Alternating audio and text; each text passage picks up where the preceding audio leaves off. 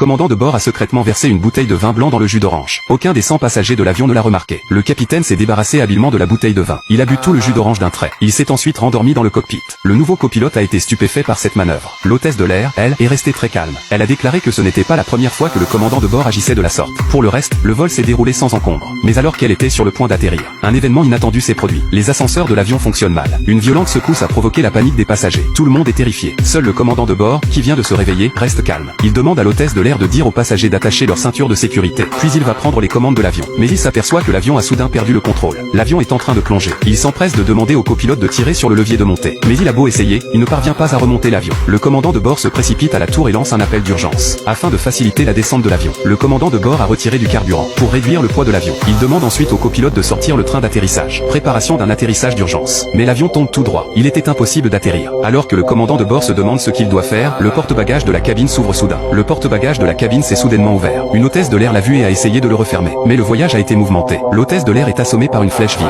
L'avion est toujours en chute libre. Les bâtiments au sol étaient clairement visibles. L'avion est sur le point de s'écraser dans un endroit très fréquenté. Pour éviter la foule, le commandant de bord a pris une décision audacieuse. Il a inversé la direction de l'avion. Il a incliné l'avion vers le haut. Vous n'en reviendrez pas. Le commandant de bord a dû piloter l'avion à l'envers. Avec la coopération du copilote et du chef d'équipage, l'avion s'est retourné et a réussi à arrêter sa descente. Mais à ce moment-là, un garçon ne portait pas sa ceinture de sécurité, est tombé de son siège. L'hôtesse de l'air l'a vu et s'est immédiatement portée à son secours. Elle a ramené le garçon à sa place. Mais après l'avoir aidé à attacher sa ceinture de sécurité, elle est tombée à son tour. L'avion n'était pas encore en crise, bien que l'avion ait cessé de tomber. Mais il n'y avait plus de carburant pour voler jusqu'à l'aéroport. À cela s'ajoute une panne de moteur. Le commandant de bord a dû prendre une décision. Le commandant de bord a dû effectuer un atterrissage d'urgence dans un champ situé à une courte distance. Il y avait une église en face de nous. Un groupe de personnes se trouvait au fond de l'église et célébrait un office. On aurait dit qu'une prière de mort était prononcée pour eux. L'avion était sur le point de percuter l'église. Le commandant de bord a essayé de faire pivoter l'avion, mais l'aile l'a quand même percuté, et il s'est passé quelque chose de grave.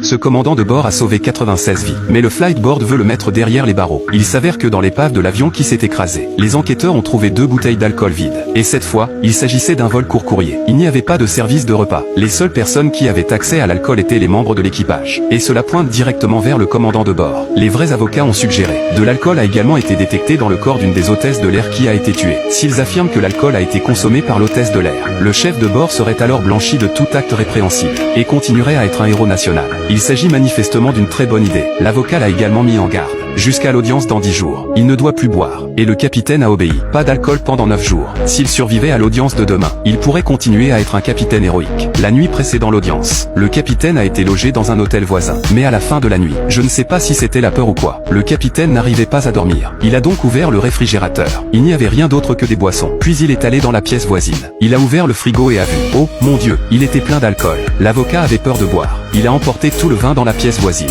Le capitaine a pris une des bouteilles et l'a portée à son nez. Finalement, il a résisté à l'envie. Il l'a reposée. Le lendemain, l'avocat a ouvert la porte de sa chambre pour trouver la chambre pleine de bouteilles. Le capitaine était introuvable. Ils ont fini par trouver le capitaine ivre dans la salle de bain. L'audience était sur le point de commencer, mais ils l'ont réveillé à temps. C'est pourquoi il n'était pas en retard. L'audition a commencé. L'équipe d'enquêteurs a visionné la vidéo de l'atterrissage en catastrophe et ils ont accordé le plus grand respect au commandant de bord, parce qu'ils avaient pas moins de 10 pilotes pour simuler l'atterrissage ce jour-là. Tous se sont écrasés. Cela témoigne de la bravoure du commandant de bord ce jour-là. Tout le monde l'a applaudi. Et l'accident a été causé par la rupture d'un empennage. Le capitaine a dû répondre à 3 questions. Il aurait été innocenté. Les enquêteurs lui ont demandé s'il avait bu avant l'accident. Le capitaine répond par la négative. L'enquêteur lui a de nouveau demandé s'il avait bu ce jour-là. Le capitaine répond à nouveau par la négative. Il est temps de poser la dernière question. L'enquêteur demande si les 2 bouteilles de vin vide ont été bues par l'hôtesse de l'air qui a été tuée. À ce stade, si le commandant de bord répond par l'affirmative, il s'en tirerait à bon compte. Il pourrait continuer à être un commandant de bord héroïque. Mais il s'est tué en regardant la photo de l'hôtesse de l'air sur l'écran. Ses yeux étaient humides.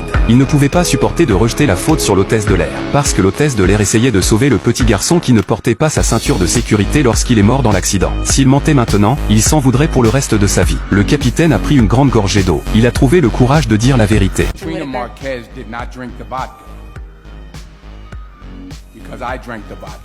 Et avec cette déclaration, toute la salle était en émoi. Le capitaine a finalement été condamné à la prison à vie. Il passera le reste de sa vie en prison. Mais le capitaine a ressenti un grand soulagement, parce qu'il était enfin débarrassé d'un fardeau. Voici donc la question. Si vous avez bu, devriez-vous piloter un avion? Un avion inversé vole dans le ciel. Ses 2 moteurs fonctionnent mal. Il y avait plus de 100 passagers à bord. Afin d'effectuer un atterrissage en toute sécurité, le commandant de bord a fait appel à toutes ses compétences. Mais l'avion s'est écrasé sur une église au sol pendant l'atterrissage. L'avion s'est écrasé directement dans l'herbe.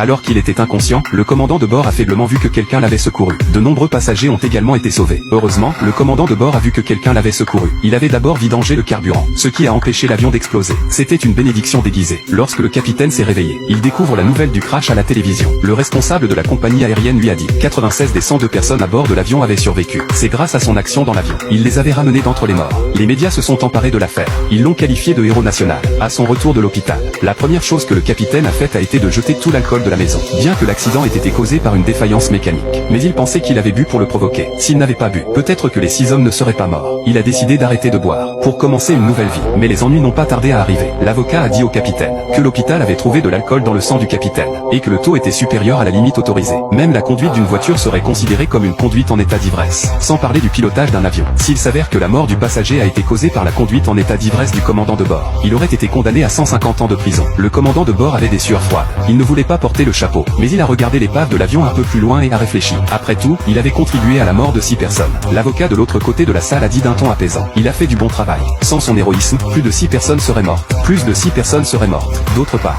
la compagnie aérienne ne voulait pas qu'il arrive quoi que ce soit au commandant de bord. Car s'il est condamné, la compagnie aérienne devrait payer. Elle devrait payer une énorme somme d'argent en dommages et intérêts. C'est alors que les avocats ont suggéré de cacher la conduite en état d'ivresse du commandant de bord, et de rejeter la faute sur le constructeur de l'avion. Ils feraient ainsi d'une pierre deux coups. Ils devront d'abord se débarrasser du rapport d'alcoolémie du commandant de bord, devant une grande compagnie aérienne. C'est simple. L'avocat a invoqué la vétusté de l'éthylotest de l'hôpital. Le rapport du test précédent a été invalidé. Et ensuite, le commandant de bord a approché l'hôtesse de l'air et le copilote, en espérant qu'il l'aiderait à cacher sa consommation d'alcool. Bien qu'il n'ait pas voulu accepter. Mais après tout, c'était l'opération du commandant de bord. Ils ont survécu. Finalement, après plusieurs demandes du commandant de bord, ils ont tous deux accepté de le couvrir. Je pensais que c'était fini. Mais les mauvaises nouvelles sont arrivées. L'équipe d'enquêteurs a trouvé 2 bouteilles de vin vide dans l'épave de l'avion. Cette fois, ça va être énorme.